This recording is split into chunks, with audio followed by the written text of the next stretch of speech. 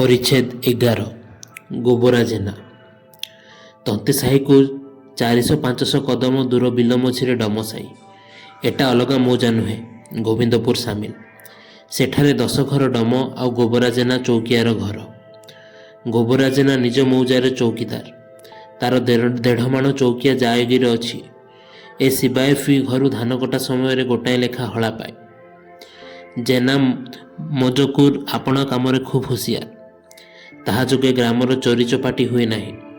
फी बरस ग्राम मध्य 4-5 नंबर सिंधी हुए सत्य किंतु जेना मजकुर किछि दोष नहीं कारण से सबु चोरी राति जेना पुओ जातियाण काम 4-5 कोस दूरवर्ती ग्राम को जाई थाए।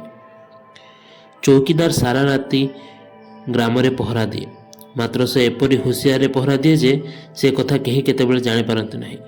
पाटी करी पहरा देले तुंड शुणी चोर जे पलाई जिबे पुराणा पुलिस भारी लांचखिया थिले एपरी गोटाए प्रबाद अछि सत मिछ जगन्नाथ जानती लोक मानक पाटिरे किए हाथ देव।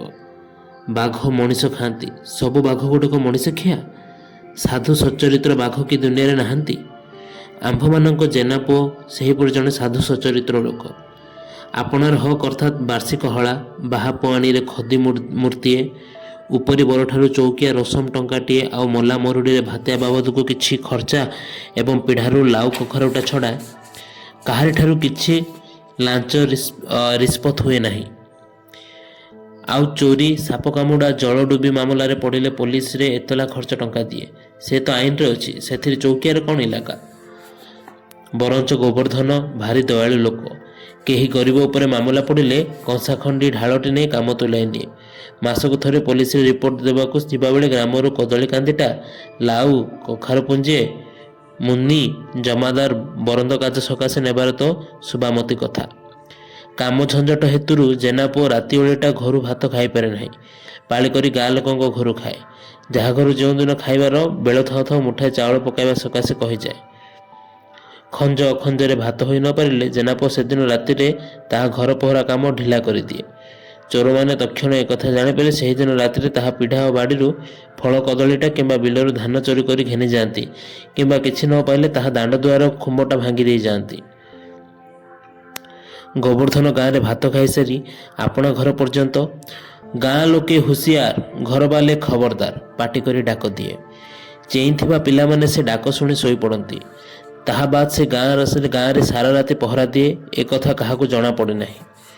गोबरा जेना को गोटाए पाण मध्य गणिब नहीं 1500 गणी देवार लोक धान 5-7 भरण मध्य घरे साइता अच्छी से जेडे हुसियार हेबो आपद विपद काहारी को छाड़ नहीं।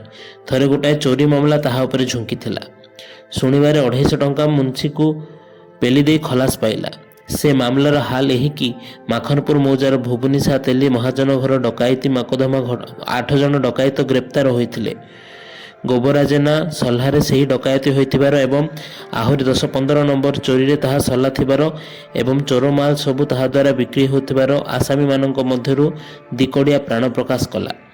मात्र आउ आसामी माने एक कथा अस्वीकार करिबार गोबरा देह को आँच लागिला नहीं। गोबरा जेनार योग्यतार मंगराजे ताहा उपरे भारी खुशी। से सकाळ संज बेले मंगराजंक कचेरी रे हाजर थाए। अधराति बेले गोबरा और मंगराज निर्बलारे बसिथिबार लोके देखिचंती। फतेहपुर सरसंड तालुकारे अनेक पाणक घर अच्छी से माने चोरी डकायती राहाजानी व्यवसायी थिबा लोके सन्देह करती। पुलिस एवं जेलखाना सहित घनिष्ठ संबंध ही सन्देहर कारण अटे। गोवर्धन गोटे महत् गुण कौन से पाण जेल गले ताहार असहाय पिला बालकों को चलाए एवं मंगराजंक खमारू दान दिए दिए मात्र निंदुक लोकर निंदा कथा कहीं छाड़ नहीं। लोक माने गोवर्धन यही सद्गुणर अन्य प्रकार अर्थ करती। सेथि संगे संगे मंगराजंक दातव्यता उल्लेख करने गोटे भारी खराब कथा अटे।